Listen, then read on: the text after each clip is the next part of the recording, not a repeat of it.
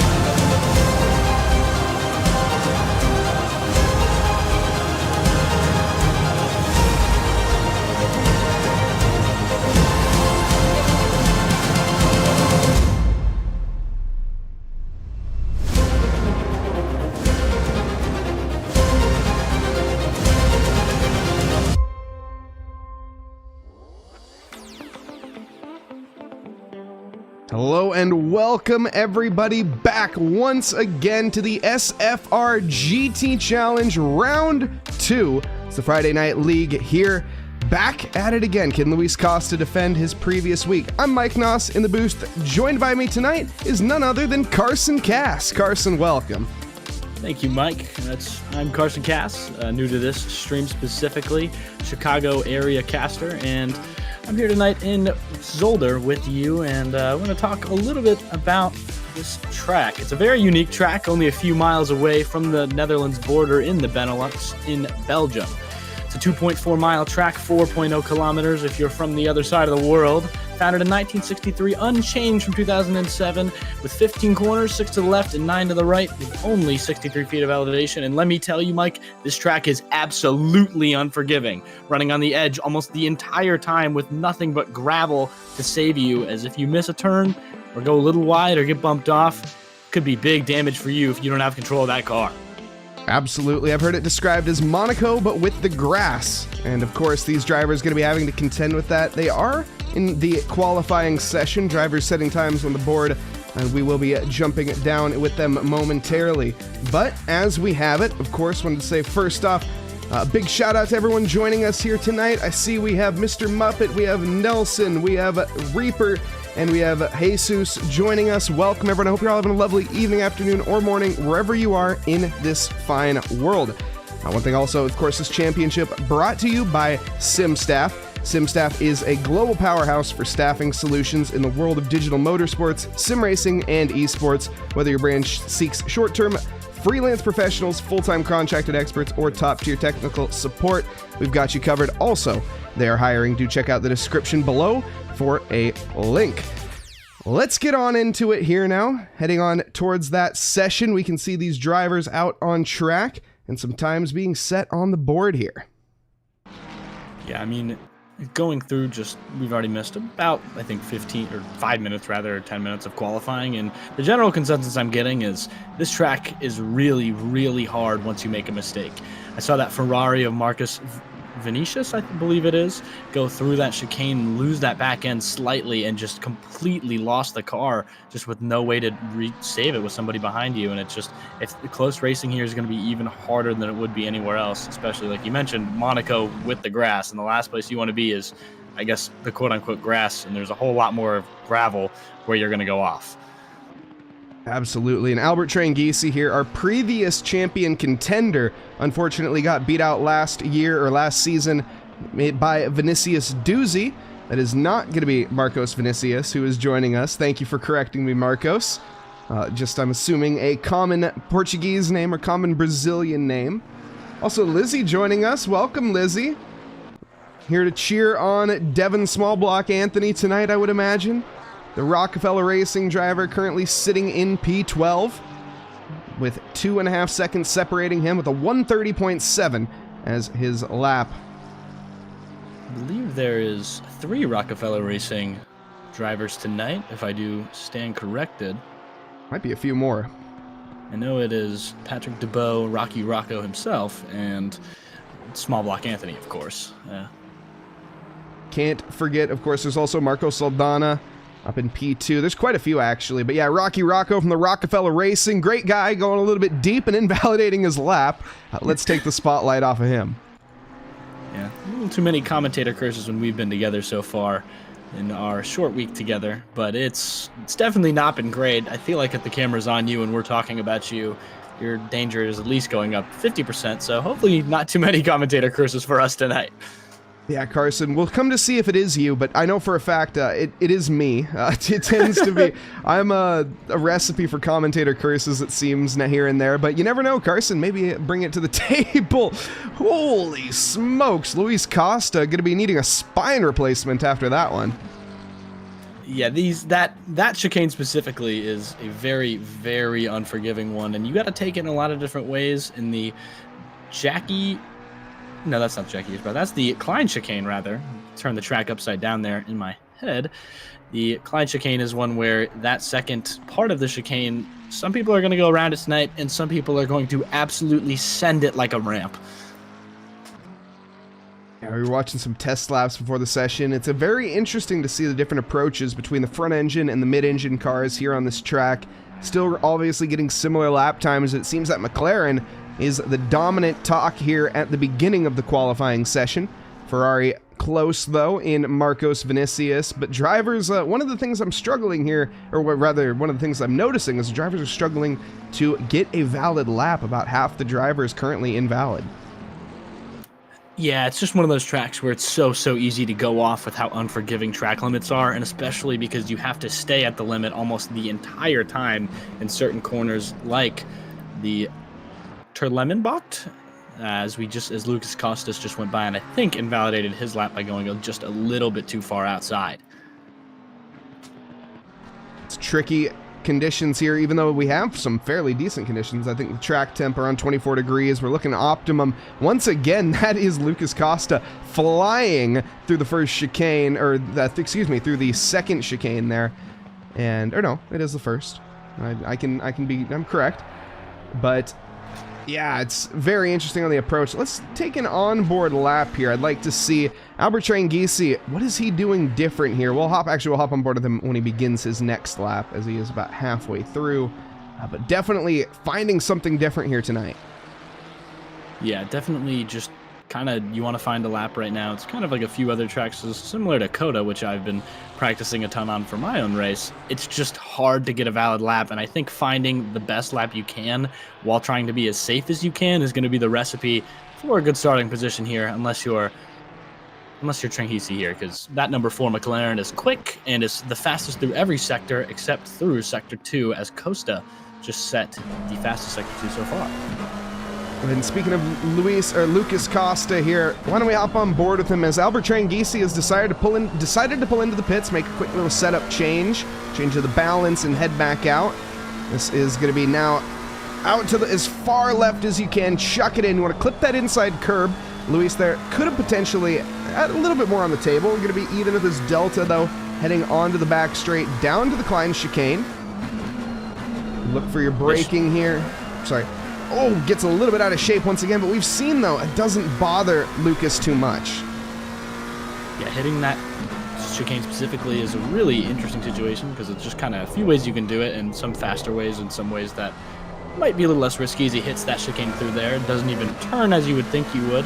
Track limits there are way more forgiving, and you just kind of drive right through it as he hits down to this hairpin turn. A little bit an acute hairpin here, or rather, acute. It is acute, but goes down that right side, and he's going towards the end. Pretty fast lap so far. Gonna have a chance, I believe, at Tranghisi. Tranghese there. Tranghese. But it looks like as we head to the line here, I think we are going to be seeing a new throne sitter, and it is going to be Lucas Costa. Albert Tranghese, can he answer?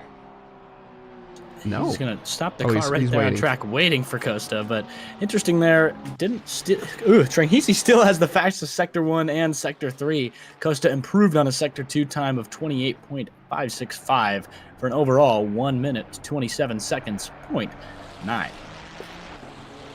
We got Fabiano Rousseau joining us here tonight. Welcome, cheering on his fellow countrymen. Marcos Vinicius representing that big old Brazilian flag on the top. I think that's going to be one of the countrymen you're cheering on. Lucas Costa also on pole position, a fellow Brazilian, currently separated by the American of Albert Tranghese. Yeah, in terms of standings, it's in the top 5. You have 4 Brazilians, only broken by the Canadian Mo Hamond in that fourth place slot. Has done pretty well after a 4th place finish last round. Going to be pretty interesting to see how they go through here. And, well, if we see more Brazilian domination in the McLaren. And as we go here, I'm going to take us on a full onboard lap with Albert Tranghese. As we go not on board there, we go not on board there, we go there.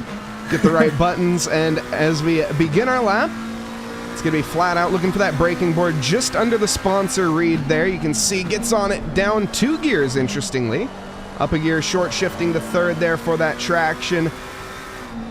Now light off the throttle, coast through the corner. I think there's a bit more on the table there. The back end steps out, and that is going to be it. Albert Tranghese, his qualifying is done.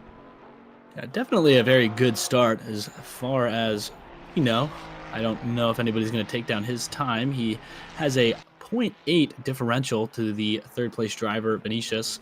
And I think, honestly, with Tranghese, that's a really good start. And you see him lose that back end there just again in that unforgiving corner. Gave it too much curb and couldn't hang on. Marcos Vinicius, can he hang on here? Can he get pole position? He's currently sitting in 3rd, 9/10 off of the likes. You see him pick up some grass there as he goes through the chicane. Back onto the throttle now, full chap, shortest way to the line here. He'll have time to set another lap as well.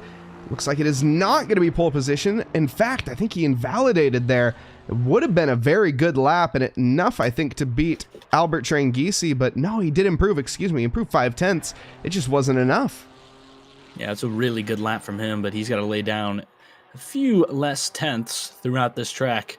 And there's definitely places to pick up on, but it's kind of, you don't really want to, because I don't really want to go on that edge and try and survive that corner if I let the car go out too far. But with only one more lap in qualifying, I think we'll see a lot more aggressive laps. I wouldn't be surprised to see a bunch of people move up the standings here with, well, not being afraid as much as damage. Miles Jr. from 12th to 7th. We also have Luis Costa, who will be improving on their lap time by another 4/10, but I do not think that is going to matter whatsoever. 5.5 though, is the gap. Joel Bandera, can he overtake Anthony Macho Man Camacho? No. Yes, he can actually, but the Macho Man, I think he is on, actually I don't think he is on a lap. I think he did, no, he is. He did manage to get across the line. He will be our final driver to set a lap here tonight. So why don't we just sit on board here, grab some popcorn, and see what it's like behind the wheel of Anthony Macho Man Camacho. Definitely a beautiful livery there as he nails that hairpin.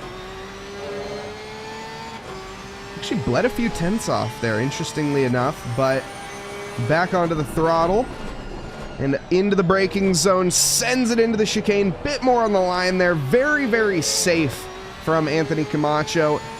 No gains, no losses. As he heads to the line here, can he gain a position? He gains a few, up to P6 actually. Super tight margins as there's only just about 15 thousandths of a second separating Cruz and Junior. And that mid-pack is, I mean, you can see there, 3 drivers in that 1.8 seconds with some 7 and 9 separating. I mean, that's exactly, I say it a lot, why I love sim racing so much is how close the margins are, and that's 4 Porsches all within a second and a half of each other, fifth through 8th there. I mean, that's just that's something you don't get in the real world as much that I love to see. But that safe, more conservative end to that lap in the final chicane, sometimes people go over that, like the bumps in that chicane. And I think he knew he had time he was going to gain. He wasn't going to try and risk losing the car. I saw him crash earlier in free practice trying to hit that corner. So curious if that had an effect on what he decided to do there. Yes, indeed. And welcome, Rockefeller Racing. Welcome, Mike Gravelle, as well. Very Mike, important. wishing everyone luck tonight. Thank you guys for tuning into the stream. I think it's very important that you support your communities, and I think you guys should all send this to as many people as you can. That's my personal opinion, but send it to everyone. Send it to everyone. And hit that like and subscribe button, as it is free on YouTube, of course, so you don't miss a beat here at SFRGT. We got all these Friday night leagues, and potentially more to come in the future. Beautiful racing, as you can already see here, with some great pace, and the top 12 all within 2.2 seconds of each other, which is real close margins, and I'm sure we're primed for a great race, especially at Zolder with close margins. That means good racing. Most certainly. And Zolder, a notoriously difficult track to overtake on, obviously has some fast flowing corners, as well as just some difficult challenges, really. The overtaking opportunities are light, lots of chicanes. You're gonna have to be a little elbows out. And as we have it, though, why don't we head down and take a look at our grid. As we have it, starting off here in P1 tonight, it is going to be the Brazilian driver, Lucas Costa. Lined up in P2, it is going to be Albert Tranghisi, the number 4. Lined up in row 1, Marcos Vinicius, third quickest in the number 17 with Silva. Vizialio, apologies for the mispronunciations, but Silva in P4. Mohammed in 5th position with Anthony Macho Man Macho bringing up 6th. Jelson Cruz, 7th fastest with Miles Jr. Company in 8th. Joel Bandera in P9 and Rocky Rocco in 10th. Marco Saldana, the 1111 in P11 with Pagani Company in P12. We have Allure, 13th fastest with Patrick Dubois in the Rockefeller Racing, the number 87 Aston Martin in P14. Devin Anthony, otherwise known as Devin Smallblock Anthony, behind the wheel of McLaren here tonight in P15. Got some love and support from chat for him, as well as Nelson Secco in P16. Jay Davis, 17th fastest in the number 8 Nameless Racing, with Joey Raymer Company in 9th in the sister car in the AMG. Bringing up the back of the grid, and last but not least, it is going to be Fikri Azka and the Sky Tempesta Racing, number 93 in P19. 19 drivers on the grid here tonight in the calm before the storm as we get ready to begin. 2.4 miles ahead of us for the outlap. 15 corners, 6 to the left and 9 to the right. These drivers are a go. Yeah, definitely one thing I gotta say, those Rockefeller Racing schemes, they do not miss on their liveries, man. Oh my goodness. Just banger after banger after banger like a conveyor belt. Really good racing from them as usual in terms of quality, and really good liveries as usual from them. As the drivers pull away here. And yeah, absolutely, I gotta say, the Rockefeller schemes are on point. Every single one of them. Albert Tranghisi is, in fact, on the grid here tonight, Mike. It's a shame that you're not out there with us. Always gotta love having a fellow Mike on the grid.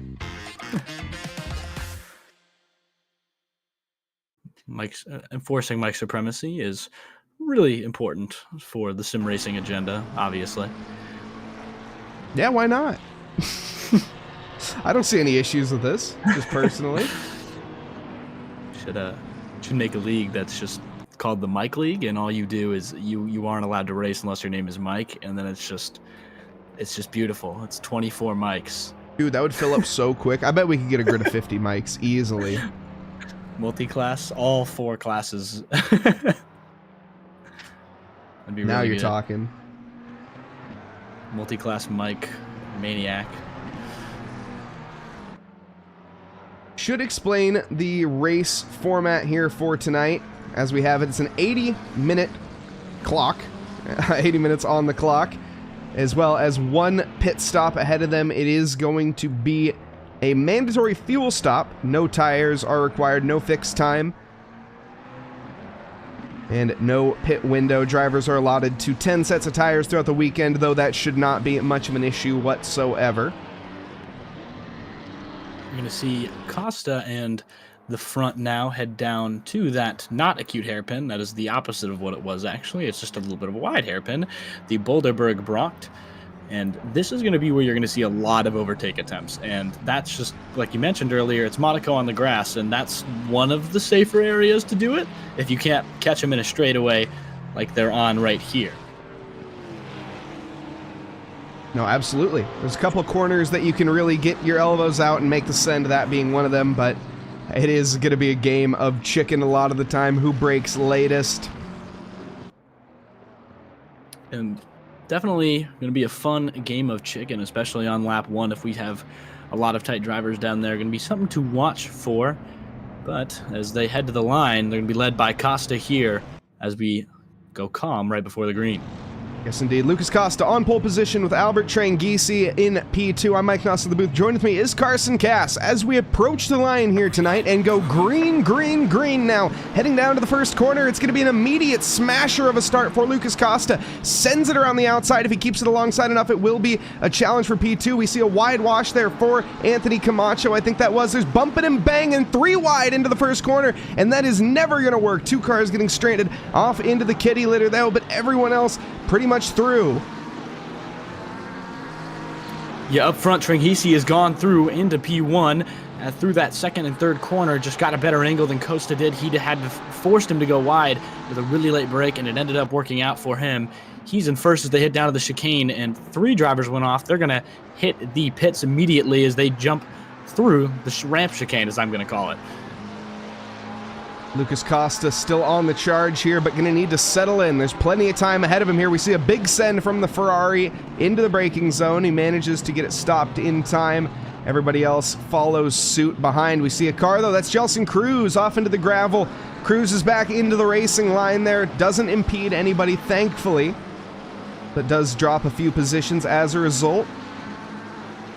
Yeah, that Porsche car just lost it there. It's a tough braking zone. There's really no markers other than kind of right before that curve.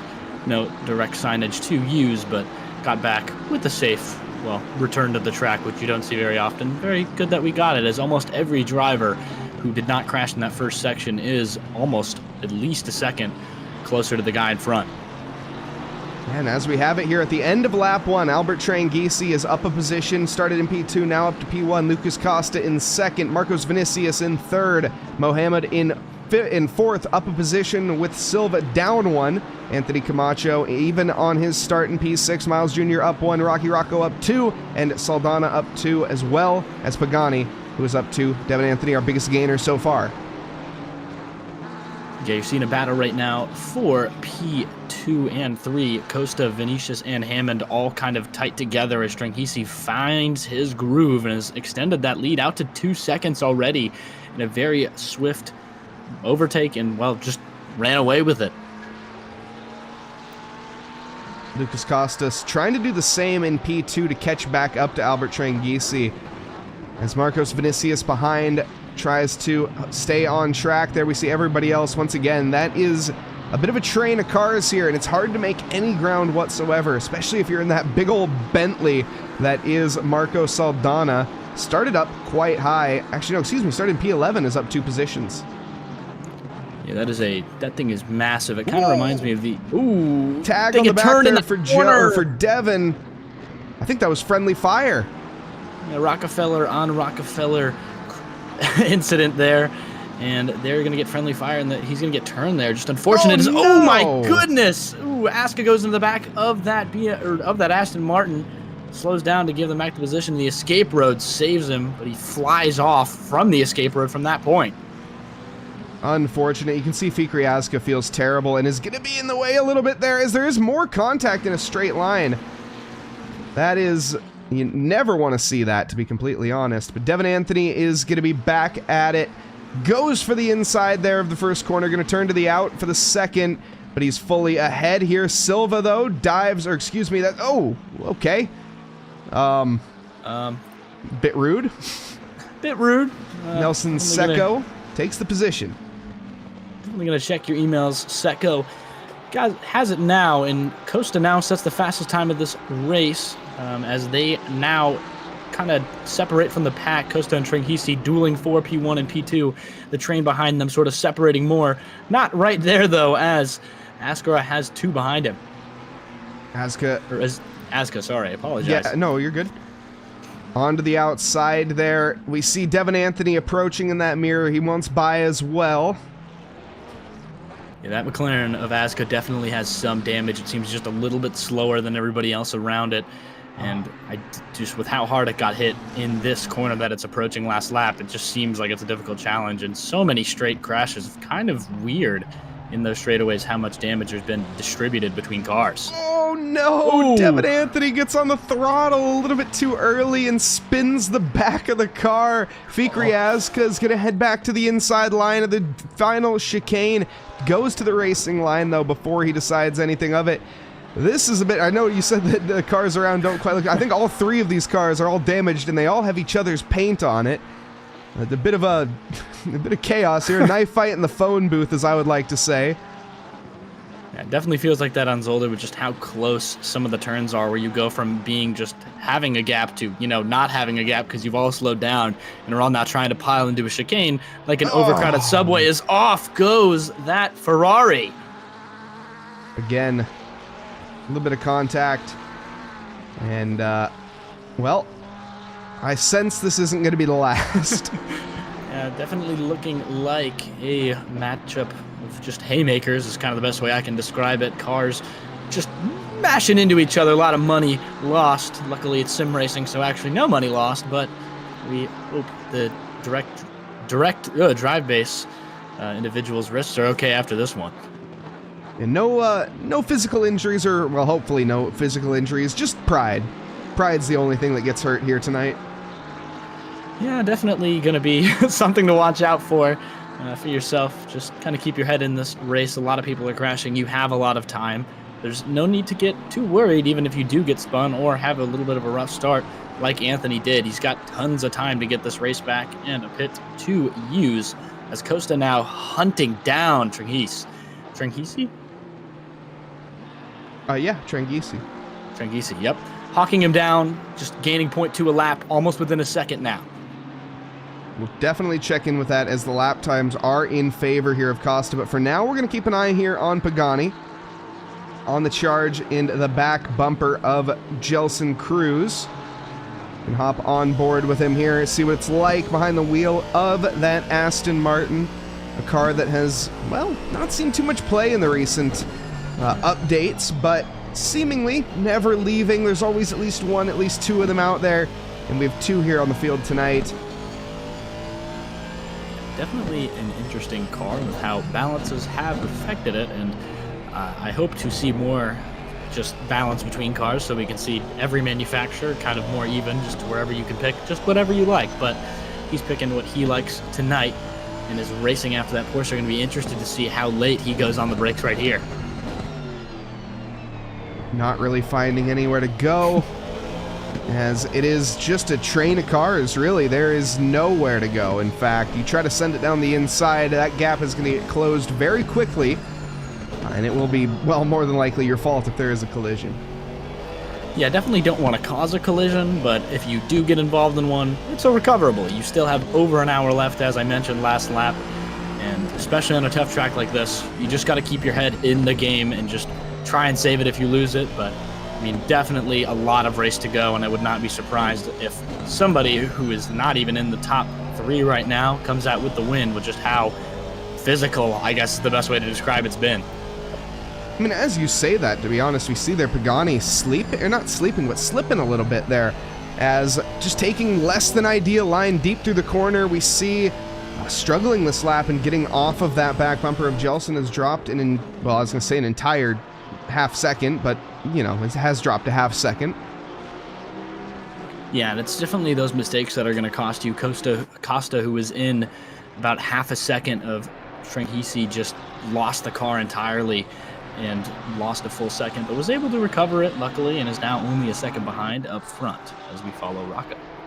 Man, anytime I put the camera on Rocky, it just makes me a little bit nervous. See that back end step out as soon as we turn it on. Behind that, Marco Saldana goes deep into the corner, allowing his teammate by. That was team orders there for sure. We may see a repeat of that, allowing Jelson Cruz through, but now Pagani going to be pressuring the Bentley, which is a little bit wider than that Porsche. Yeah, that Bentley just going to go a little bit outside, going to just try and kind of interested to how they're going to try and get through and how those Bentley lines compared to that of the AMG and the Porsche, just with, you know, it being such a big, not annoying car, but definitely hard charger is the best way I describe it. Speaking of hard charger, Pagani definitely following that title. You can see the high visibility green Aston Martin. OSHA approved. Great view as it reels us in there momentarily. Different line. That's an error for Marco Saldana, and is he going to hand that position over? I think he maybe should, but he keeps it for now. Fair enough. I don't think there's anything necessarily against the rules on that. It's the overtaking off the track is obviously, but going off track and gaining an advantage nonetheless. Yeah, interested to see. Argue that he didn't. He did get a no warning, or just a warning there for him. I think that should be, unless missed it. No way for us. No way for us to tell, unfortunately. As much as I wish ACC had a way for us to know if they got a track cut or any sort of infringement, that is definitely one of the features lacking. But the Aston Martin all over the back bumper here on the end of the lap 6. Yeah, just all in that gearbox. Oh. Ooh, and he pushes him out of the way. Hopefully he stops for him. Not really a situation where you can, as off goes the Bentley. And I think the Aston Martin will wait valiantly. Yeah. Fair play. Pagani, a good sport. We're going to see side by side here. This is Joey Raymer. This is for position, so Pagani kind of needs to get that hammer back on and worry about handing that position back later. I think he will give it back as Joey Raymer there does get by. And now the real question is, are we going to see Pagani? Yeah, he is. He's going to, I mean, honestly, fair play. More power to him. Yep, more power to you. I definitely think that's just a nice thing to do, because he was completely in that Bentley's gearbox, and just the Bentley's braking zone came a little early, or he came off a little faster, and just bad situation. I think more racing incident than anything, just with kind of how that turn was going, but definitely valiant. I would appreciate that if I'm that Bentley. Yeah, I think the Aston Martin definitely felt at fault, and rightfully so, I think. Fair enough. But Joey Raymer now going to be on the front charge. We have Silva in that train of cars that we saw earlier. Well, not much has changed, to be completely honest, in terms of that train. Also, Lucas Costa, who we had mentioned was gaining, has sort of stabilized at about a second behind the likes of Albert Strangisi. I think just is going to bide his time, play the patience game, save tires, save fuel, and wait to the end before he actually goes for that strike. I don't think that's fully right, as much as he gets really close and then seems to have a little bit of a mistake as he's kind of reeling him in now as they go towards the other side. He's been within 0.2 more than once and has kind of gone down to a second and is fluctuating between the two. But with how close he is, I think he's going to have an opportunity if he can get later on, if he can get this chicane right. It seems he's going to lose time. Hey, he had a really good run there, but you're right, and just not able to get that fully alongside. Obviously, in equal machinery, this is one of the most annoying overtakes that you can make. That's going to be a bit of a mistake there from Costa.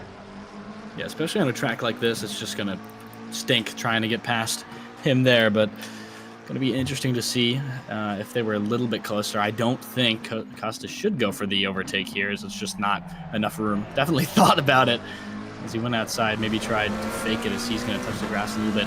And as they go down to this right side, I'm just kind of curious what their strategies are going to be in terms of pitting, as he's going to try and go around that outside. Checks to the racing line there, going for the better exit here. And then towards that first corner, he does get a good launch. is in that slipstream. It's a short run, though, down to the first corner, and the inside is fully blocked. Gonna have to make it around the outside. Late on the brakes. Can he stick it alongside enough? He goes deep onto the marbles, loses traction, almost loses the back end. If you can keep that fully enough alongside, though, which is such a challenge to do, obviously you have that inside line for the second corner, which makes that overtake possible. Yeah, that's the exact move Trinkisi did to get around in lap 1, but he's playing really good defense there. Knows that his inside line is going to be the better one here, but definitely going to have to fend him off through 3 main sections this upcoming chicane, in the sense of that's going to be where he's going to lose time if he doesn't do it right, and it's going to be dangerous if they go to the next one as that Ferrari gets bumped. Silva kind of got pushed there, but as they go down to this chicane. I don't think there was contact there. I think that was fair. Silva just going deep on his own, I think. Anthony Camacho trying to play the card there and gain an advantage. He just lost the position, so Anthony Camacho trying to gain that back. Silva now up into 5th. Miles Jr. behind, though, with the equal machinery in that Porsche. Going to keep Anthony Camacho honest. But we saw Silva do the likes of a very... Well, we didn't quite see it, unfortunately, but nice hero send from Silva. Can Camacho do the same? I'm not sure. He's fallen back. Yeah, just with kind of lap times going around, I'm kind of getting the sense that there's 3 main packs, and one of those is the 1-2 leaders just kind of drafting with each other and just driving with another as Costa loses more time, tried an overtake at the hairpin, and couldn't get it through last time, nearly sent it into the grass, but Camacho there going to try and fight back for that position, going to have a good chance this lap with 3 Porsches also trying to get his position. And this is Miles Jr. A little bit deep again, going to come under threat from Jelson to the outside, blocks him there momentarily, and that is going to put Jelson onto the marbles. Fair block. A good move there. Just kind of did almost lose his car. But is that going to be a bit of a weakness? Is there going to be blood in the water here for Miles Jr., rather for Jelson Cruz? Yeah, if I'm Cruz, I don't think going that aggressive is the greatest idea right now with over an hour left. I kind of don't know how important risks are this early. And obviously, as you want to see him from the commentator booth, it is way more entertaining. I just don't think it's the best decision for him if he's going to send it into one of these corners. Because I think with equal machinery, somebody's going to end up getting hurt. I don't know. I think track position, though, I mean, I understand it from the perspective. Track position is so important on this track, especially as you head into pit lane. We'll see what the strategy is going to play out, undercut versus overcut. Obviously, I'm not quite sure. There's a deep line, though, as Jelson Cruz going to try to take an opportunity. Miles Jr., a bit of a mistake at the wheel there, allowing Jelson the run. Gets covered off, though, down the inside again. A bit of a late block from Miles Jr., but he keeps the position. Yeah, definitely going to be all about patience here for everybody, and almost paid off. As I said, a dangerous move wouldn't be great. I think more with how many mistakes Junior has made in the past 2 laps, Cruz can probably afford waiting a lap or 2 if he really does need to get by. But in the sense of what he definitely wants to do is stay close, because you mentioned track position is extremely important. But Junior and Cruz running about the same speed, but a little slower than everybody ahead.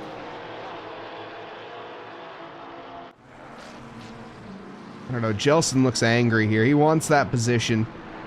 Looks down the inside. Thinks better of it, though. The chicane, that would be a bold send. It's a good opportunity if you have the run, but you need to be fully alongside to make it work. Yeah, I kind of worry about, like, sending it through there to do better opportunities later on the track, and it's a good place to gain time. It's not going to matter. Cruz is going to get all up in that gearbox, as he's definitely going to have a chance now at this lower chicane.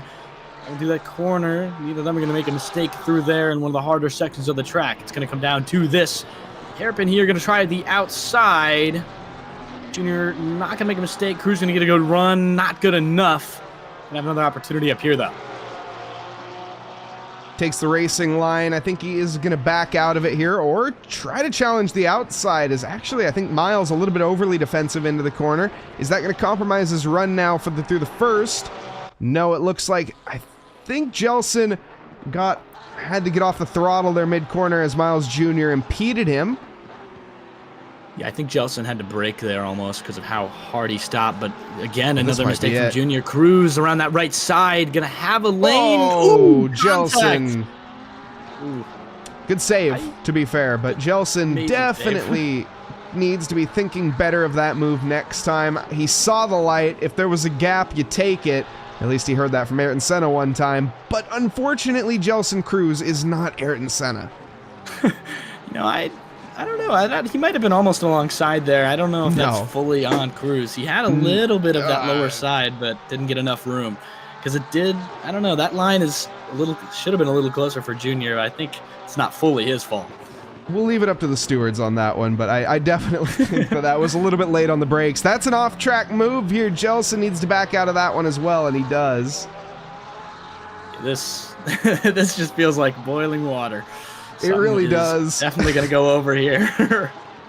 Except this is a little bit more exciting to stare at than boiling water. It's just a matter of if, not when. Here we go. Oh, a bit of a shove there onto the grass. There's contact, and there is the when, everybody.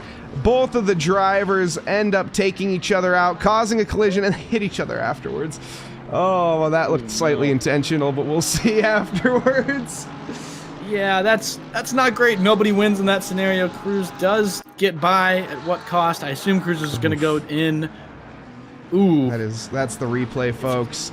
Yeah, off Hard to replay, tell they on that into the one. pit stop. It looks like Junior almost hit Cruz into the pit lane. If you want to go, I'm not sure if you can replay that there, but I think, I'm not sure if that's intentional, or I think they just have really screwed up. Yeah, we'll leave it be on the replays. We don't need to see that again. But yeah, definitely not ideal, I think, at this stage. And that's unfortunate. Obviously, that was an exciting battle. To come to a close like that, nobody ever wants to see that end. But hot heads, and they boil over at times. And, well, I think both drivers are a little bit guilty on that one. But as we have it here, of course, what are these drivers fighting for? That's something actually I don't think I've even mentioned yet. Albert Tranghese, who's currently leading this race, he's battling for a $100 cash prize pool. $50 goes to the winner, 30 over to the P2 finisher, and 20 to P3, the top 10 finalists, all receiving a 10% voucher to our sponsor, Coach Dave, the CDA bundle setup, or CDA Delta setup, 10% off of that, the top 10. And of course, Jardier joining the CDA family recently. You get all of his setups, so do check that out. Links are in the description, as well as, of course, a new addition. At the end of the championship, we're going to have a drawing. 2 random drivers will be entered to receive $20 USD. At the end of the season, it'll be on the broadcast as well. And the SFR staff and podium, or SFR staff are not going to be eligible for that. And in total, you have to, I think, show up to, is it 6 races total? Or basically you have to make sure that you enter by round 4, and then you are going to be eligible for that and cannot miss too many races. Albert Tranghese is loose, and Lucas Costa, he is all over the back here. Yeah, Costa was kind of falling behind. Tranghese was getting his lead, but he's going to have an opportunity here, kind of back to where he was as Costa jumps down that outside. Way safer than we saw the 2 Porsches earlier. Definitely not going to want to make that same mistake that was behind them. I'm kind of interested. I believe Azka also got caught up in that carnage and lost some time because of that. And I'm kind of interested to see where that goes with Costa moving down that inside line. Gonna have a chance on this right side again like he did earlier a few laps ago. Albert had a terrible exit there. The back end was all sorts of loose, sort of like wrestling an octopus there, but Lucas Costa, he isn't able to make it stick. Oh, down the inside, though, the second corner. That's ambitious. You can see enough racing room being given there from Albert Tranghese. That's how you make a move down the inside and make your presence known. It didn't quite work, and that is going to lose Lucas quite a bit of time this lap.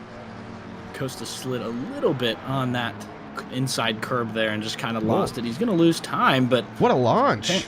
Apparently he's in a rocket ship because he just got all that time back. Oh, another mistake. He's going to have another opportunity as they go up the hill. They should be side by side.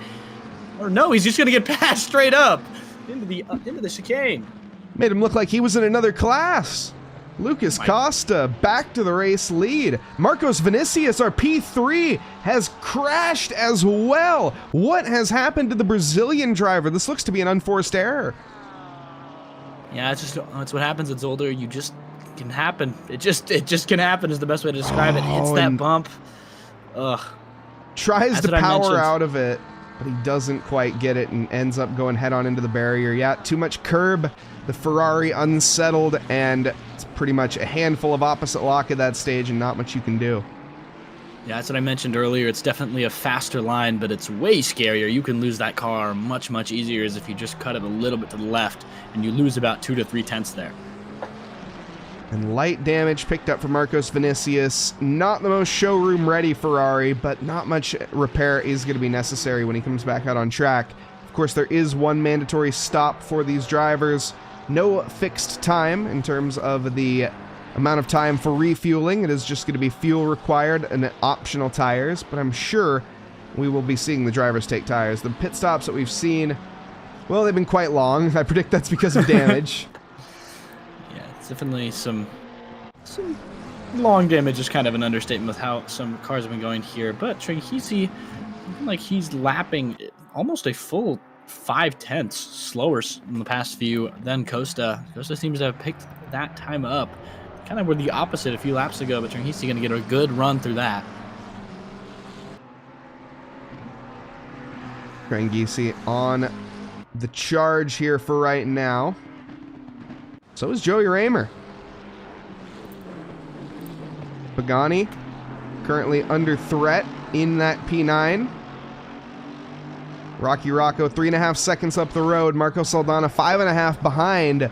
These two have their own little window of battling here. Oh, Joey's a little bit loose. Kind of lost it there in that curb. Big cars there as they both go off in different separate areas, but I think the Aston Martin's going to get the better of it and have a little bit of a time to run away. Oh, as he just hammers on down the gears. That AMG is a struggle to get stopped. It's about 3,300 pounds of metal that he is trying to get into that braking zone. Quite a challenge. Managing to make it look easy, though. It is a German cinder block with a lot of horsepower. It's kind of the best way I describe it. That thing is fast, but boy, is it heavy. And my apologies, 2.8 in terms of the weight. They're 2.8 thousand pounds. I think the only car that runs in at that 33 mark is which car was this? Actually, none of the GT3s actually coming at that mark. It's the GT4s. The GT4 cars are a nightmare to drive around here at Zolder, but GT3 definitely a way different way to drive it in the sense of you have so much more grip. I was looking at the I had the AMG GT4 weight memorized, not the GT3. That's fascinating. That's a lot of weight difference between the GT3 and the GT4, but that just goes to show you, obviously, why they're in different classes. Yeah, I don't know how well you'd be doing in a GT4 with how heavy that thing is compared to some of these cars on the track right now, that specifically that McLaren. It probably about 10 seconds slower plus a lap would be my guess, but yeah. Yeah. We see that race lead still it's still a bit of a tease. Obviously, these drivers not wanting to push over the limit at this stage of the race. They got plenty of time to push each other over the edge later. Yeah, they're definitely on their own island at the front, though. The nearest driver 17 seconds behind. Tranquisi, that's that number 80 Porsche of Hammond. Or Hamoud.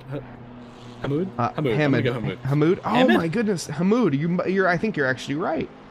I think you've cracked it. I've cracked it. Mo Hamoud. I mean, that might be right. Please correct us if you know. That is the Canadian driver, fourth in the standings. Running fast, got some space, 2.5 to the driver behind, that's Silva, who is running a little bit faster normally. But they've got almost the same lap, only 3 thousandths away from each other. And have been lapping pretty similarly, so it's going to be interesting to see with Silva running a little bit faster through the past few laps, other than the most recent. Well, Mo a little bit deep there, but Mo handed this P3 position. Needs to make the best of it. I think he definitely will. We also have some love being thrown the way of Devin Anthony, currently sitting down in P17. Got a 17-second gap, though, ahead of Francis Barbosa. Now, I sound a little optimistic. That's because the last time I looked at it, which was not that long ago, it was 23. So it's coming down quick. Lap times are quite in favor of Devin Anthony. I think he will be making his way back into this competitive field. Yeah, Barbosa also 40 seconds behind the car in front, so Anthony going to try and get there, and then if he can get past, it's going to be a lot of carving to do with 51 remaining in this race. Some are going to take their first pit stops. Fascinating. Early, in my opinion. Fair enough. I would imagine these drivers are going to elect for some tires, but they're going to be feeling it towards the end compared to the other drivers. I'm very curious how Zolder works with that tire wear and how it feels, especially with how many, I guess, curbs you're flying over, like legitimately flying over. So, I don't know. Maybe airtime, you know, less tire wear.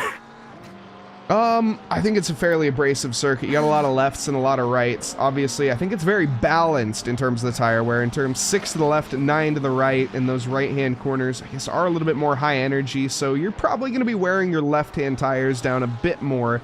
In terms of graininess and whatnot, I'm sure these drivers are more than capable of managing. It is a long way ahead of them, and it's very interesting to see those drivers come in for an early stop. Yeah, it's going to be finding that sweet spot. And something that's really interesting... Oh, never mind. I read it wrong. Don't worry about that. Pay no mind the man behind the curtain. Just pay attention here to Marcos Vinicius and Joel Bandera. Good battle there. Vinicius going to try and hit probably in the next few laps. He's been taking those corners so much more smoothly. And Bandera obviously handed that P4 from Vinicius's crash early on. And behind them, Rocco is appearing to gain a little bit. It was 6 seconds a few laps ago. Kind of was closing down, and just immediately Commentator cursed that, and he slid out of the turn. So pay no mind again to the man behind the curtain. Marcos Vinicius here doing what he can. Saw a flash of the headlights there, trying to get in the head of Joel. I don't think it's going to work. Seasoned veteran is Joel Bandera. Not going to be phased by just some blinking 296 headlights. They're very bright, but they're very bright. Unfortunately, it's still daytime, so if it was nighttime, I'm sure it would be a little bit more of an issue. The 296, definitely one of the more annoying flashing headlights, but nothing compared to the 992. That one definitely takes the cake in terms of the most annoying cars to be flashed by, and I'm not normally bothered by cars that flash me. That one, though, just a little bit, it's just so bright and so quick that it's basically like being at a rave. Except, you know, none of the fun music and none of the other fun stuff.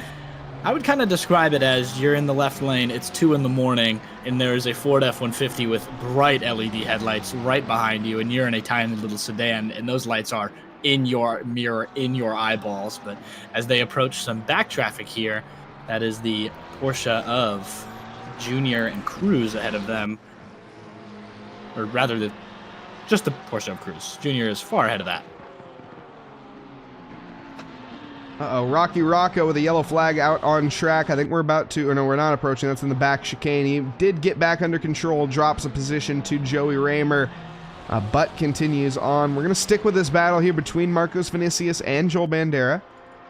These two most interesting currently. Those cars in front there you can see. That's going to be Secco and Cruz. Secco gets overtaken very easily. The sister car there, not going to be impeding his teammate, that's for sure. Definitely kind courtesy. You don't want to have a little bit of a Alpine incident there.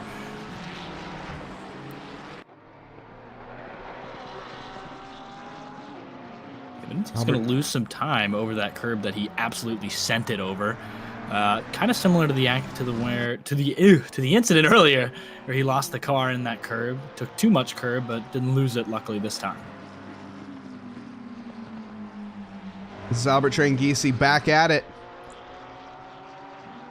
Yeah, up front, he's lapping just a little bit faster now. It feels like whoever's behind, I think that toe maybe is a key factor in it. Just that little bit of time that you're gaining from being behind the other driver is just giving them the time they need. But other than that, I think if there was nobody else near them, they'd be lapping the same pace, these two drivers I feel like are going to just carve out their own lead and battle on their island one-on-one. It's also just a note, it's so much easier to follow than it is to lead. I think most people feel that way. I know some people don't. But in terms of me in particular, obviously you give me that bone to chase, it's going to be much more motivating than having to set the pace yourself, having the pressure of the car behind you. You can see as you make one little error, that car closes in extremely quick but disappears as you get back on the throttle. It's all about handling that pressure in your head. Yeah, and a lot of that I think when you're behind is you don't feel like you have almost no pressure when you're behind. I feel like is even when you're in P2, is it just like that guy's in front of me and I need to get in front of him, and it's just driving, it's pure instinct. And then when you're a leader, you're just kind of looking at the walls, kind of looking at the line. The track's purely almost empty in front of you a lot of the time. And I don't know, a lot of the time I completely choke it. That's why I'm known in my own personal friend group as the P2 merchant, but it definitely happens. Back a bit further, we have Marcos, Vinicius, and Joel Bandera, who we've been touching on here and there. They're still at it. I don't think this battle's going to end anytime soon. I think the only way to separate these two is one of these drivers pulling into the pit lane, which we should be expecting within the next 7 minutes, maybe 8 minutes. I think we're going to start to see the drivers making their first stops here tonight, or their only stops. Yeah, that pit strategy is going to be interesting to see where that sweet spot is, especially for these two drivers and the two up front. Kind of curious to see if the undercut is going to work tonight, because those few drivers that came in early I think are going to have a big advantage, those being, I believe it was Eller and, or rather Camacho and Silva who came in earlier. I think they'll have that advantage for a little bit of time. The issue is later on in the race, obviously, when that tire advantage disappears and you're driving on fairly blistered rubber. They pit around that 50-minute mark, which granted, your tires in GT racing, they can last 50 minutes pretty easily. But after that 60 or around that 60-minute mark, that's when they start to, well, you notice them a little bit more. And they become a bit of a, maybe a bit of a hindrance more than a help in some cases. And so hopefully these drivers can manage to keep it on the track. That's the biggest problem. Ooh, as we see there, Devin Anthony gets by Barbosa after a mistake. Yeah, good overtake there. Devin Anthony kind of crawling back up. Now we're going to have another very big deficit to chase, 37.5 seconds to Rocco. I believe the owner of his team ahead of him. Yeah, Rocky Rocco from the Rockefeller Racing team. Also does a lot here at SFRGT Challenge. Shout out to him. Awesome guy. I haven't met him, but I've heard nothing but amazing things about that guy. So yeah, shout out. This is lovely, I have to say. These two drivers separated by almost nothing for lap after lap after lap. And Marcos Vinicius has been doing a great job of being patient. Joel Bandera, gotta give credit as well, has handled this pressure immensely, as it's so easy to make a mistake when you have a driver breathing down your neck. But now with traffic approaching, is that going to play a wrench in the equation here? We see a mistake, and actually Joel Bandera lifts and says, no, enough's enough. I felt the pressure, and you can have it. I'm going to put myself in your shoes. Yeah, definitely going to be a little easier to follow there, as you, just especially with Zolder and following and all that. But now back traffic ahead of the two, it's going to be interesting to see, like you mentioned, how they're going to go. Is that Ferrari taking a lot less curb than it was earlier, I think, from Vinicius's initial incident. Learned from your mistakes, have you? Yeah, I mean, it's definitely, like it's a ramp. I don't know how to describe it other than you are hitting a ramp and there is a good chance you're going to go a lot faster, or there's a good chance you're going to be pointing the other way. And I think Vinicius has had enough from gambling tonight. Plays it safe, which, yeah, I think fair play. We see the McLarens. They have to take a similar line, as McLarens are allergic to curbs. Yeah, yes, they definitely are, as Hammond, Hamoud gonna take his first pit stop, as so does Vinicius behind him. Interesting. Early stop. So these drivers going for that undercut that we were talking about earlier, trying to put a set of tires on. That way when they head back out there, they can lap quicker, while these drivers are on their old rubber lapping at 129s. They're going to be trying to put in those 130s, or rather, excuse me, 128s. I'd be hard-pressed to believe that, to be honest. 128.4 is currently Lucas Costa's fastest lap, but if some drivers could put in some 128s, that'd be cool. We'll see. Yeah, Pagani in that Aston Martin also coming in. And actually, he's got a 128.065. That's Tranghisi with the .472. Costa had a really good second lap. Ooh, that is a sideways McLaren. Oh, and Devin Anthony's been here for over 20 seconds, apparently. You hate to see it. Yeah, you don't want to see that. He's going to wait to rejoin now. Car seems really not fine, but gets it going again. I'm not sure what happened there, but Anthony already having a really rough race, going to lose those 2 positions he clawed back for earlier. Miles Jr. gets the overtake there onto Barbosa. I don't think that one was necessarily too contested. Barbosa recognized the pace difference and handed it over. We see cars coming out of pit lane. Marcos Vinicius directly behind Anthony Macho Man Camacho. That is a... Wow. That is an awesome nickname. I think you might have said it earlier. I don't think I realized. That is... Wow. That's just his nickname. It is what it is. Yeah, something about beautiful nicknames is truly an art to hear just for the first time. It's like, wow, like that's really good. Allure trying to make moves on the sister Rockefeller car. The Bentley moves to the outside, then the inside, then the outside, then the inside, decides on the inside, but doesn't get anything done. Or does he? Going to take to the outside line. Sorry, Sector 2 yellow flag. Vinicius did the exact same thing in that curb. Back to you, Mike. Unfortunate.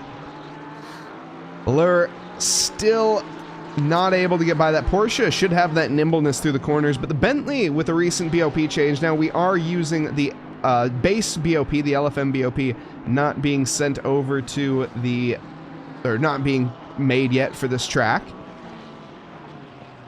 So driver's going to have to deal with that for now. That is Patrick Dubois behind. Dubois last in the race, playing back traffic, succumbed to a very difficult lap 1 crash. Now as we keep an eye on this battle, and I don't think it's going anywhere. We're going to see Dubois potentially unlap himself here. Just a little reminder to all you guys that SimStaff is hiring, and they want you.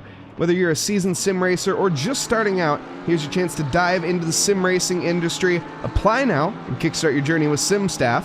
Link down in the description. Allure under threat here. It seems like Patrick Dubois, I gotta say, he has the pace. He definitely is being respectful, though, and recognizing that he's up or down a lap. He's out of this fight. This is not his battle. And this is a battle for position. So it's a matter of, like I said, respect. And obviously saying, well, hopefully you would treat me like this on the if the shoe was on the other foot. Yeah, he's 4 laps down, so Halloween for him got a lot of carving to do as those 2 battle in front of him. I like that. Oh, Albert Tranghisi, has changed positions because Lucas Costa decides to come in for the pit stop. Goes for the alleged undercut. I do not think we're going to see Albert Tranghisi out for much longer. I think he will be joining Lucas Costa in a matter of a lap, or a matter of this lap, presumably. If not, the next one for sure.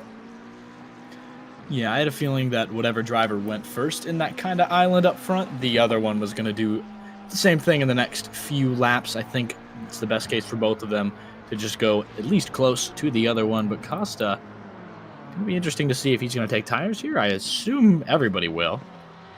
I hope everybody will, for their sake. Yeah, I think that's going to be a pretty undisputed one. Joey Raymer didn't take tires, fascinating enough, and it looks like it has resulted in him gaining a few positions. Now, once again, will he be able to hold on to the end? That is the question. Here we see side by side Marco Saldana deep into the corner, Allure deep into the corner with Marco Saldana making it, and going to undo that action. Patrick Dubois going to slip on by. That's the back marker there. Now, this is a real awkward scenario here for Allure that he's found himself in. Yeah, it's going to be passing 2 cars for 1 position, and it's just not great because Dubois might be down 4 laps, but he's not exactly lapping at a pace that's easy to overtake here as right into the mix. 3rd place is Costa, who nearly gets into a collision there with the back marker of Dubois. How has this happened? Wow. I'm trying to figure this out right now, looking at the pit stop times. How has Allure come out right behind Lucas Costa? Lucas Costa had a very solid pit stop. Allure did not. As Dubois goes off there, and I guess Allure is... Oh, he did, though. No, he did. Oh. Wait, what? No, he had a very... Okay, fair enough. It's just that it's reading differently. Yeah, that's happening on my end, too. It's reading extremely weird with how he went into pit lane, which my mistake. So they spent around a similar time. In fact, I think Allure spent a little bit longer. But it's just displayed in an awkward manner. Here is Lucas Costa on to Marco Saldana. This is technically a battle for position, but Marco Saldana is going to want that inside line, I predict, because he probably wants to come into pit lane this lap. He's going to continue on the track. I was going to say that's a dangerous one when you have... because you can brake about 40 meters later, so you just stay flat out for much longer. You can easily end up in the back bumper of the car in front of you. I'm curious if he was gonna do it and just kind of was like, I don't really want to risk a collision with the guy who's gonna be in first. The string Hisi hits his pit stop. He's gonna come out right behind Allaire, or right in front of Allaire. Oh, but he goes deep, though. He's on cold rubber here. Can he get back on track in time? He can. That would have been crucial. That would have been absolutely devastating for Tranghisi if he lost that position. Saldana is going to hold on for now, but once again, he needs to make a pit stop. I'm not sure how they all got so close. It's just like, it's very weird to me how that pit stop time was the same, because I'm sure then Allure got tons of time in the past few laps, but he's not been lapping faster, so very confusing, but Costa definitely going to have a really good opportunity here with Tranghisi stuck in back traffic as he goes deep almost into that chicane. Allure hasn't made their pit stop yet, that's why. I was thinking about it, and I'm like, wait a second, I should probably check to make sure that they have, and yeah, you can see there's still a 1 next to the name of Allure, so why they made a trip down pit lane, I'm not completely sure, unless that was a pit start. Very possible, but nonetheless, Allure is actually not for position here. He has to make one more stop. Tranghisi trying to get by Saldana. This is a massive thorn in the side right now, because in this lap alone, Luis Costa's walked away 3.5 seconds. Yeah, it looks like Allure, I think, was involved in that turn 2 accident, turn 1, kind of a combination of the both. It came out of turn 1 into turn 2. And I think he sustained damage is kind of what I remember. There was definitely a Porsche that was in the garage putting some duct tape on the car. Must have RTG'd or something, because just the amount of time that he spent in pit lane is very confusing to me. It's only 15 seconds spent in pit lane, which seems impossible. Yeah, not quite sure. Either way, still got to make a stop running fourth. I'd be not very surprised to see him go in the next few laps. The Bentley probably should this lap. Bentley, I've heard, is honestly not the worst on its tires, so it's not a surprise to see it out for the time that it has, but these drivers, they need to make their stop, and the longer they go, well, the odds of them not taking tires. And there's a drive-through penalty picked up for Albert Tranghisi. That's going to be due to track exploration. One too many times there. You go 4 times off track and gain an advantage, and the stewards, they have an automatic word with you. Yeah, he had to charge forward trying to find Costa, who was 4 seconds ahead, and you take those risks, and unfortunately he got the slap of the wrist there for him. But Costa not lapping as fast as Tranghisi except for the last lap. Tranghisi, though, that is huge, and I know we have a lot of Trango fans in chat as well. That is early, to be fair, and I don't think that's going to be the only driver that we see here tonight. It is the first, though, surprisingly. Looking at all the drive-thrus, one of the most experienced drivers on the grid is the first one to make a mistake. Yeah, it definitely happens. Mistake. That mistake, yeah. I was actually about to think about this.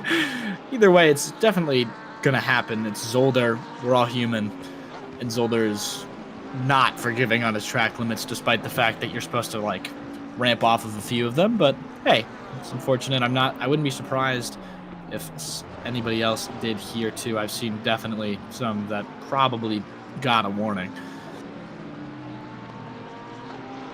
Yeah, definitely. We've seen a couple earlier that they cut it close. That chicane in the middle there, the first chicane definitely is one of the easiest spots you can get a track warning. super easy to speed through, and just mainly because of how tight the line is. As we sometimes... Oops, sorry. As we cut back to Anthony Camacho, we're going to be seeing him tackle that corner here in a moment. Yeah, sometimes to save the car, you just kind of got to put it right of that second bump, and that's going to be a track cut, but then your car isn't going to be flipped on its side going up the hill as he hits that chicane there without any terrifying consequences. The Porsche, a very light car, easy for that to happen to as well. So a matter of handling here is a bit loose there on the back end as we, well, basically we're talking about it. Can hop on board here with the Porsche. Albert Tranghisi, he needs to come in within the next within the next 2 laps at this point. Otherwise, he will be receiving a more severe penalty. Yeah, definitely interesting. And that Porsche, the driver ahead, has had that problem with that chicane earlier, already crashed twice there, and has just avoided the curb almost entirely at this point. But I've actually seen Porsches flip over that bump there, so definitely better for him to avoid it. Especially after that 1.9 update, the suspension getting a little bit more spongy and the car is willing to get thrown more. I think that got fixed in the most recent 198. Is that where we're at right now? I can't chat. Refresh. 199, 198. I think 1982 is where we are right now. I can't remember though. I would guess the most recent update. But yeah. I mean, yes. But what is it? I have no idea. I'm going to be driving now, and that Porsche is a little bit closer. I don't think I'm going to have a move here. So interestingly, Tranghisi has to come in this lap, and he does. Yeah, it's just pit entry. And that's going to be a long trip down pit lane. Zolder, though, I think is only like a 30-something second pit lane. Unfortunately, my pit lane timer document has been deleted, and I don't have a copy of it. Even though I might, now that I think about it. Ooh, I might have it still. I gotta find it, though. But that'd be nice if I could. Costa has gotten some space and is definitely... Pressure seems to be off. It's just lapped 0.3 faster than his previous best lap of the race, setting the benchmark almost a little more than a second beyond the second fastest time there. So definitely smooth sailing so far for Costa, trying to avoid the drive-through penalty and the mistakes for him. As this battle continues on, though, you love to see it. No love lost at any stage for these drivers. It is one of the beauties, I gotta say, especially about sim racing in general and just championships. I know I bring this up a lot, but if you guys haven't, do head on over to the SFRGT Discord. It is in the description. Great community. If you guys are looking for just some chill time, or some drivers to hang out with. Rocky Rocco, one of the drivers, one of the main head honchos over there. I know there's a few other people involved, but do check it out. It is a great community. And a thank you to everyone that is here tonight. Thank you all for joining us. Hitting that like button and subscribe button is free here on YouTube. Of course, I'm Mike Nause in the booth. Joined with me tonight is Carson Kass. Hello. Thank you guys so much for supporting the communities. I've never seen something as great as sim racing communities, in the sense of people will get so angry at each other and then the next day just won't really care anymore. And it's very interesting to see that. And I very much respect a lot of the drivers all around this community being so respectful, and because obviously it's a tense situation. You give so much time into this and then you crash, things like that. But a lot of close racing, and that is typically where it goes. And it's nice to see courteous drivers like we saw the Bentley and the Aston Martin incident earlier. It's nice to see those kind of things. No, absolutely. I couldn't agree more. As one of the reasons, honestly, I like ACC, opposed to obviously some of the other choices of massive racing simulators out there, but the community base here on ACC is it's quite good. Yeah, love you guys. Definitely just got into it. I'm still under, I think I'm just at 200 hours now, but I love ACC. This is such a good community. The racing is so much fun, always close, even in series that you're completely outclassed. There's somebody back there with you. It's very fun.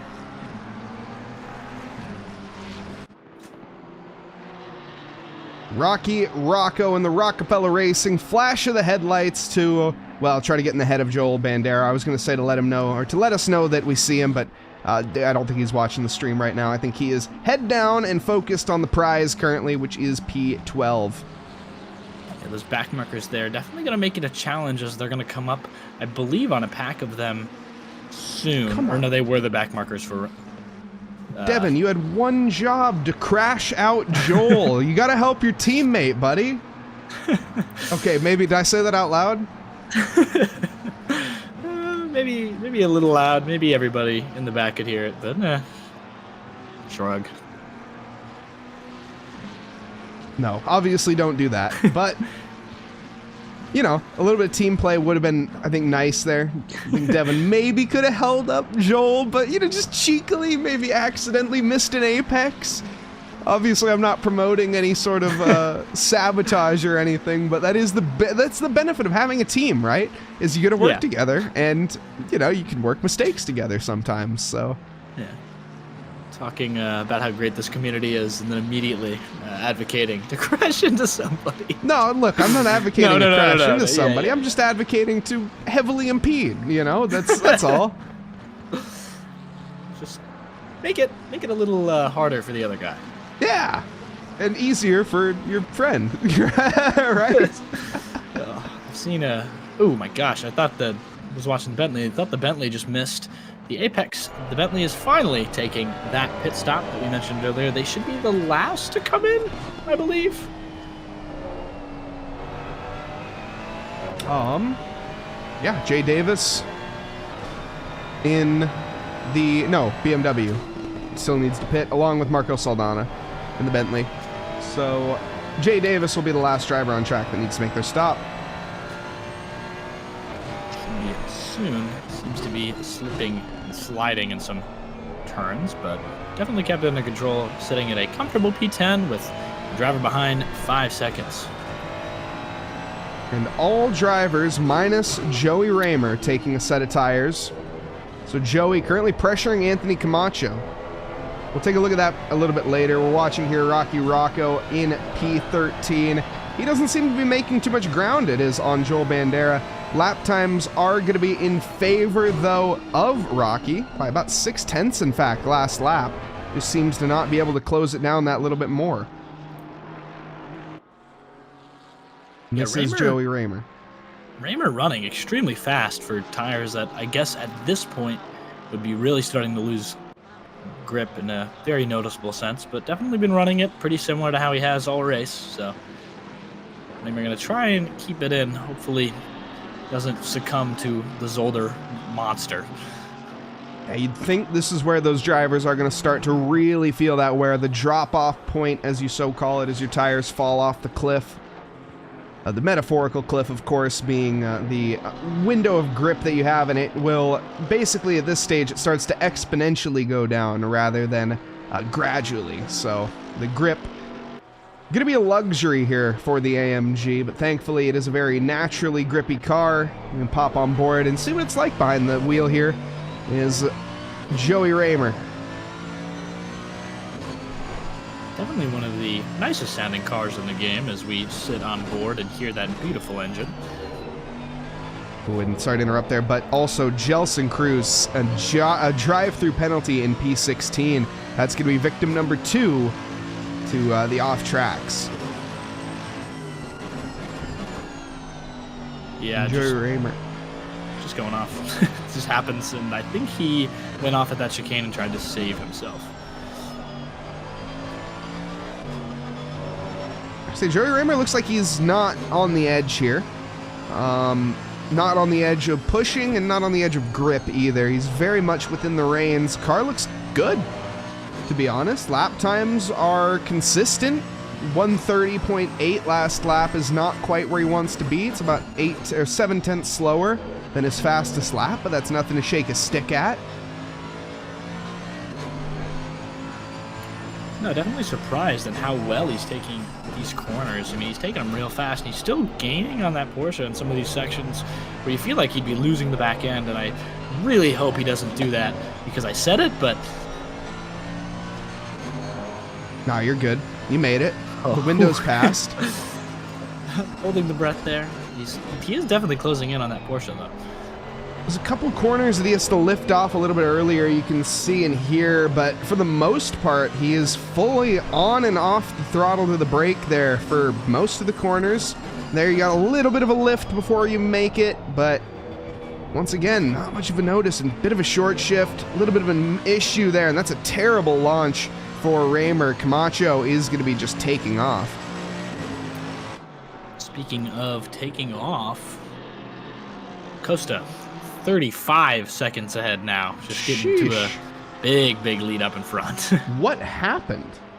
Well, it was the drive-through penalty, and Treguesi finally got past everybody and is just trying to find his way back. Yeah, that's right.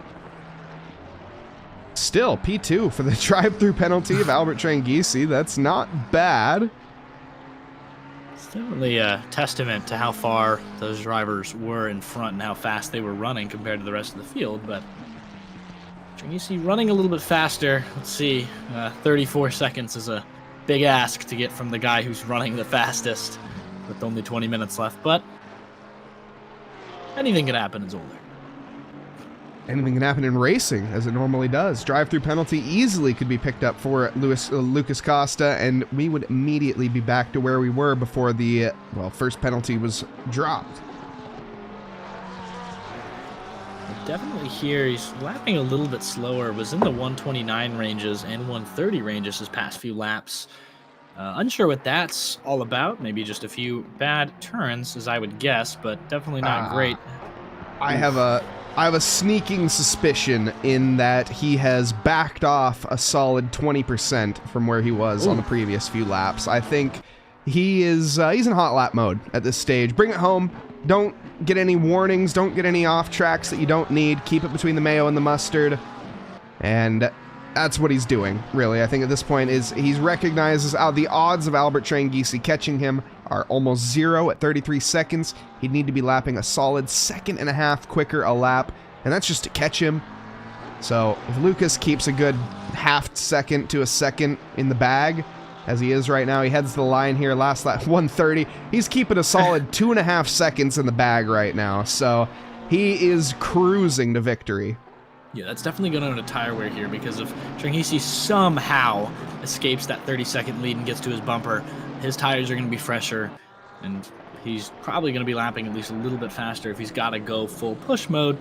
But as you were saying that, he did almost lose the back end, so that was a little scary. I thought you were going to curse him there.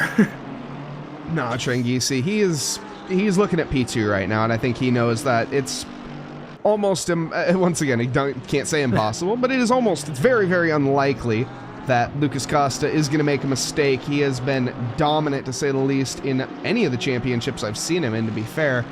And P1 in the standings, I mean, he had P1 last week, so obviously we're only in race 2 of the championship. Standings are just reflective of the previous race, but still looking for a back-to-back win, and then heading on in towards the next week, which, if you guys were curious, Silverstone, March 8th, same time. Do check it out. It is going to be a 30-45 double header, and Lucas Costa going to be going for a hat trick of victories. Yeah, it'd be for there. Definitely with going slower, he's also going to have less traffic, just because he won't reach the traffic as much. So it'll definitely be interesting here, as he does overtake in our closest battle. Rocky Rocco, you mentioned on Bandera, just slowly losing a little bit more time as they go.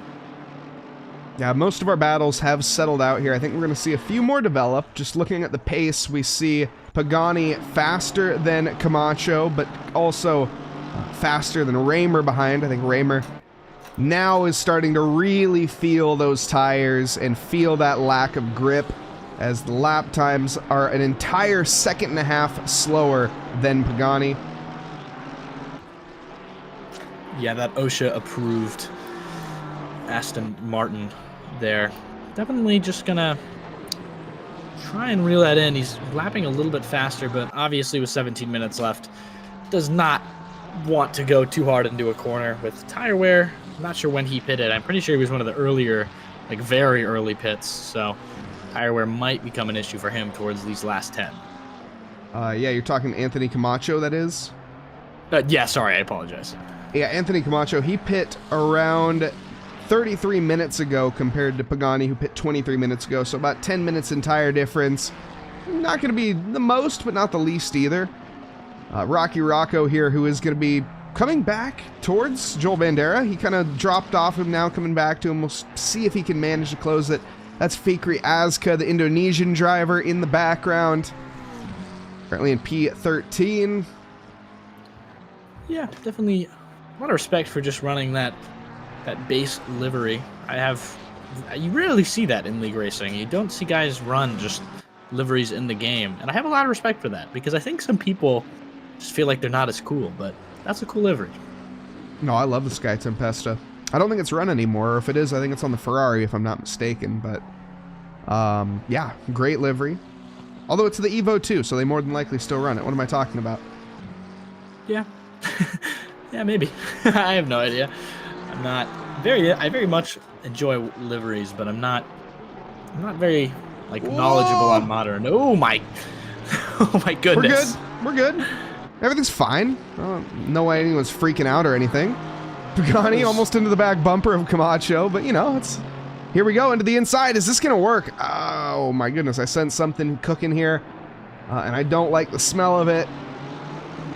Yeah, Pagani definitely did a good job not absolutely smashing the back bumper of Camacho there, and understanding his 15 minutes, but that was a very close call after what could have been a close call if Pagani didn't take that very safely, and ooh, mistake from Camacho. Pagani's going to get that position. Yes, he will. Going to dive down that inside. Easy overtake around the outside there.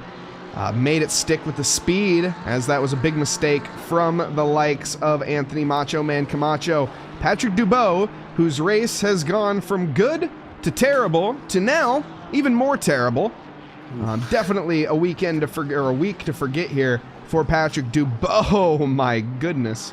Anthony Camacho, very close. Yeah, hungry for that position back.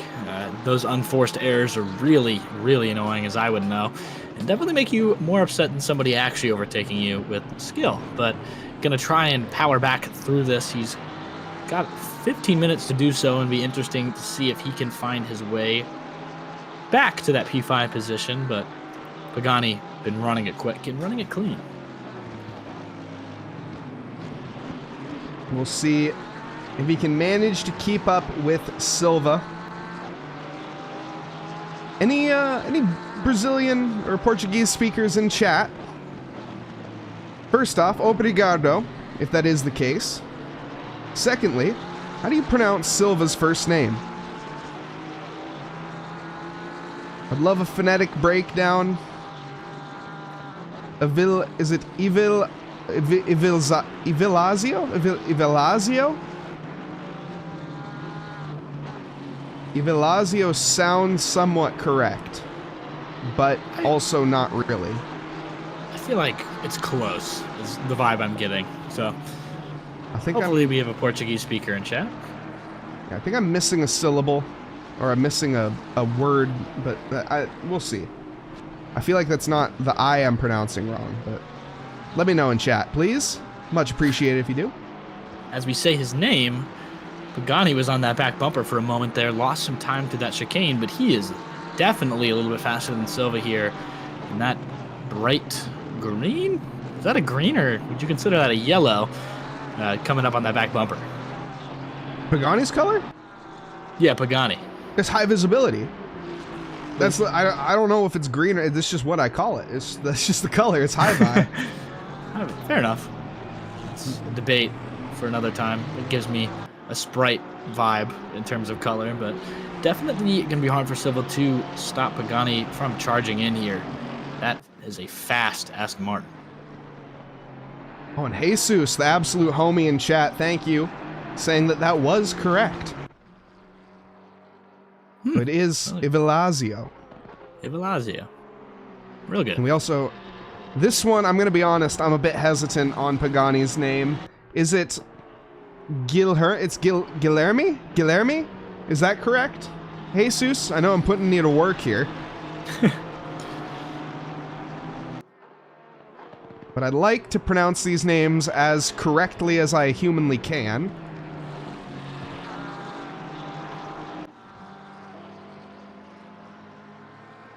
Guilherme to the outside. Fire-breathing Aston Martin. Doesn't get it done. Interesting point. Silva, who spun, has turned his TC up by 2.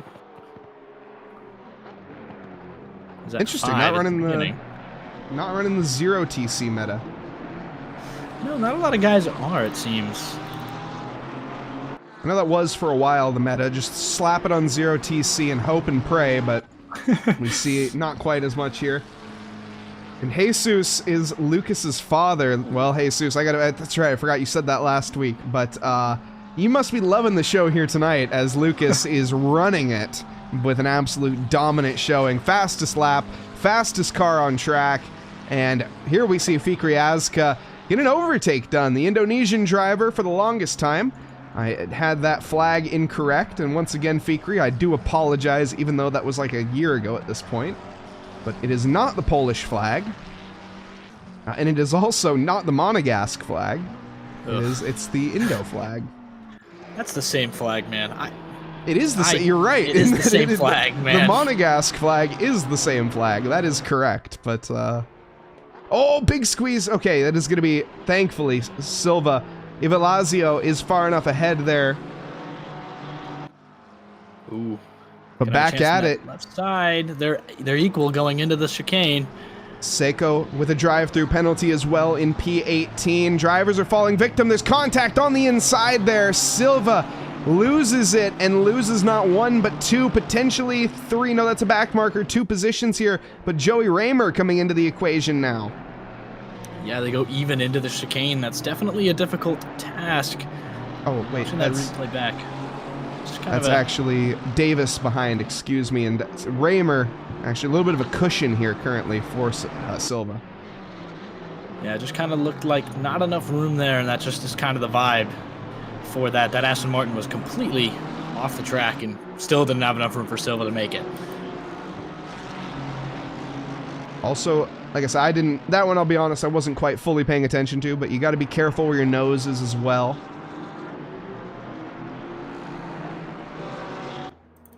Yeah, I would bring that down to a #Zolder moment. Not a fair shout. And Lucas in chat, or excuse me, Jesus, Lucas's father, saying that the amount of time that he spends studying and the amount of time that he spends training is incredible. So Lucas, just overall an extremely dedicated man, and well, you can see it. I mean, you love to see that. The devotion to the craft, absolutely respectable. And, I mean, he's just doing whatever he wants. Just got to keep it, but like you said, between the mayo and the mustard. I like that. You've given me that. And just going to try and bring it home. The gap is now 24, but obviously foot's a little less on the gas. Just trying to bring it home. Yeah, shout out to John Wright, 00 Raven, for that one. Even though he's never going to be watching this, but that's okay. Yeah, well... That's where the mayo and the mustard come from. A heavily Scottish commentator. Silva. Oh my, Silva with a drive-through penalty. They're racking up quick. Drivers got to be on their best behavior here for the next 8.5 minutes.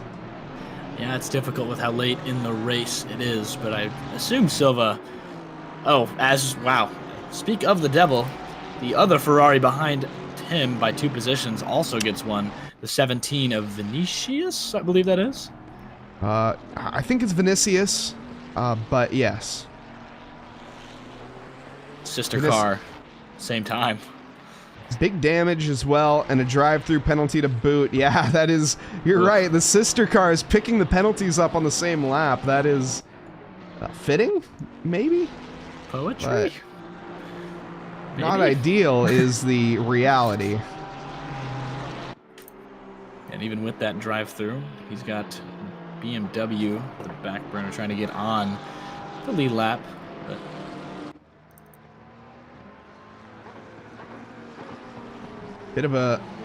seems like a bit of a scrap back there from Patrick Dubois and is that Jay Davis? No, Joey Raymer. Yeah, I believe it's, yeah, you're right. But not on the same lap, so the battle is, well, futile. But hey, you love to see it. A battle's a battle. Yeah, with 7 minutes left and the guy in front of you is 10 seconds, you might as well have a little fun. Just don't crash each other. That's always Yeah, don't do that. That's kind of the benchmark for most of these, but definitely rough go at it for Davis and Dubois, who both got involved in that turn 1 accident. Davis involved in much less accidents, only that accident, and has been just trying to get through the field, but that damage, I believe initially he picked up and had to pit for, has been just rough for him. Silva comes into the pits, is going to lose a load of positions to boot. But as we approach that end, cameraman indecisive of where to look. Just wanted to say that this stream, of course, brought to you by SimStaff as well as Coach Dave. But SimStaff, of course, is hiring, and they want you, whether you're a seasoned sim racer or just starting out. Here's your chance to dive into the industry. Apply now with the link in the description. That's, of course, going to be for anyone looking at stewarding, anyone looking at traveling around to do some simulator work, setup, events. There's plenty of opportunities in at SimStaff, and I'm only listing a tiny handful. Yeah, definitely a lot of opportunities, and I think it's always very good to get involved in the communities you love. So go out, do that, check that link out. Joel Bandera back on the chase. Silva, who served that drive-through penalty, comes out and is immediately under threat. There is no rest for the wicked here tonight. Yeah, Bandera has been locked in a fight the entire time. It's been very interesting to see the experienced drivers you mentioned just kind of go at it. Normally the one in front, now the one behind Silva, who was dealing with that penalty. Definitely a good position. He wants to break into that, obviously, a farther position up with 5 minutes to go. And the second race of the season, every point counts, despite how early it is. Yeah, especially, of course, $50 on the line for P1, P2 getting 30, and third getting 20. So a bit of a steep drop off there. Of course, also the top 10 receiving 10% off on the Coach Dave Delta subscription. Jardier recently becoming a part of that. So you get all access to Jardier's setups as well as loads of other data, well-informed and very well placed in terms of visually and how to improve your driving. Yeah, that's definitely something I found out about recently. That's a very interesting service I did not understand existed for a game like this. But hey, I guess it's when I first got into sim racing, to me it was just a racing game, and then I didn't realize these people are doing this competitively. It was really cool. It's not a game, Carson. It's a simulator. It's not a game. It's true. It's true. No, but it's also a game. Let's just be honest, people. Remember, it is not. It's not real life. Here we have it, though. I gotta say, as we're getting close down to the wire here, this battle is getting the elbows out. Joel Bandera absolutely cases the chicane, allowing Fikriazka for the on-the-grass pass attempt. Isn't gonna make it happen, though. Yeah, Asger went really wide there. I think just kind of missed. I guess there is a little bit of a weird braking zone when you go up that hill, because you do need to brake if you're on that outside. I don't think Asger fully got there, but definitely kept it on the track. That was almost disastrous with half the car in the grass on a right-hander. Yeah, I think those marbles getting the best of them, excuse me. But approaching the penultimate lap, or no, we have 2 more laps to go. A look to the inside from the Indonesian driver. Yeah, going to be all up in that gearbox. Seems to be a little bit faster. Now there's I believe that it's going to, it's a 3-way battle for 9th. Silva a little bit ahead with the sister car in front of him. Good move there. Fikriazka had the inside, backed out. That was smart. Yeah, that turn especially a little bit misleading. That was bombs away, unfortunately, if he decided to do that. And that's one of those ones that if it was to happen, would it technically be Joel's fault? Maybe.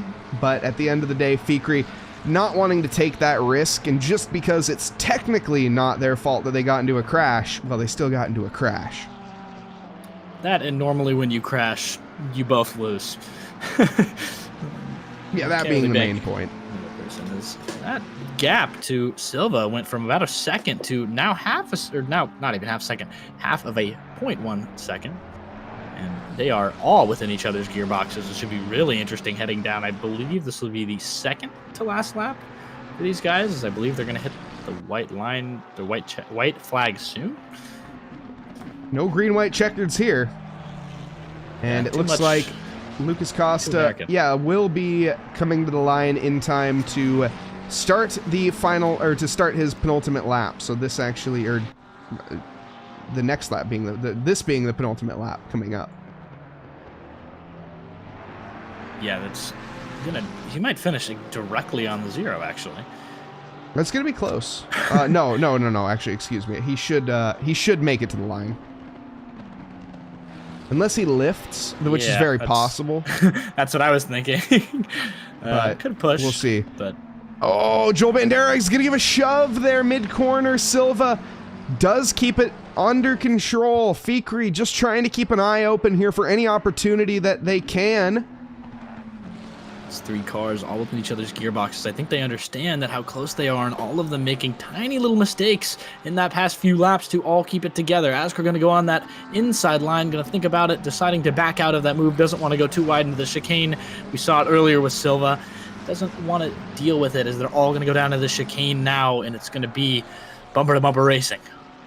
Oh, it might be literally bumper to bumper there, as they came very close. I think you could fit a sheet of paper, but not a credit card between them. Loose there for both cars. Wide goes Silva. Joel Bandera getting a bit of oversteer on that throttle. Yeah, Silva feels like he just gets out of an escape a little bit away from Bandera, and then he loses it on that inside. Bandera's going to make the move. They're going to be together even. He's going to get past, and he's going to have an advantage going to this corner, but definitely going to be close with that Ferrari. I think this is the end. That Ferrari going to maybe make an aggressive move. Ooh, contact. Very aggressive. Concertina effect there gets the best of Silva, and luckily he doesn't lose it. I think all drivers going to keep it in check as they come to the line here for the checkered flag. Lucas Costa takes the win here tonight, as he did lift on that lap. Albert Tranghisi comes home in P2. Mohamed in 3rd. We have Guilherme Pagani in 4th. Anthony Macho Man Camacho in 5th. Joey Raymer in 6th. Marco Saldana in 7th. We have Allure in 8th. Joel Bandera in 9th. And rounding out our top 10, it is going to be Evelazio Silva. Yeah, Silva, last lap, had those elbows out. But Bandera definitely, I guess, literally, figuratively made the block. With the entire car getting rear-ended, and then Aska rear-ending Silva because he slowed down. But everybody made it to the line safely, luckily. That's very good for everybody involved. Fikri going to be a bit upset. The top 10 was 0.8 seconds away, had the opportunity in that final few corners, didn't find the window, but hey, nothing to shake a stick at. Started the back of the grid up 9 positions. Our biggest winner here tonight is going to be Joey Raymer, up 13 positions. Also, we have a lovely parade lap here at SFRGT, which really helps out for us to check out everything. But as we have it, that is going to be it. That is the session there, folks.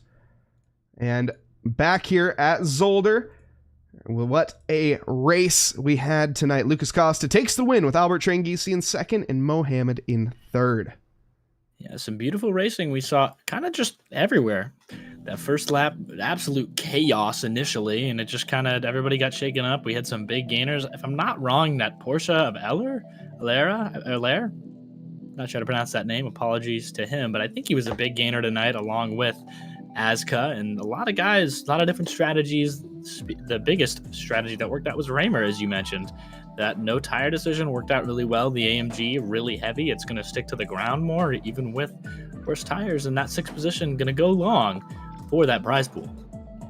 Yeah, absolutely. And speaking of that prize pool, do join us next week. We're going to be back here at Silverstone for round 3. Get a 30:45 doubleheader on March 8th, same time, 8:45 Eastern Standard Time, or Eastern Time. Do check in as the championship shakes up here tonight. We have a Brazilian dominance with Lucas Costa taking the win in both race 1 and 2. But as we have it, I've been Mike Nause. I hope everyone has a lovely, or I've been Mike Nause. Well, joined with me tonight for the first time again, Carson, Kass. Thank you very much. No problem. Thank you for having me. And as we have it, we are going to be ending it here tonight. I hope everyone has a lovely evening, afternoon, or morning, wherever you are in this fine world. Thank you, and good night.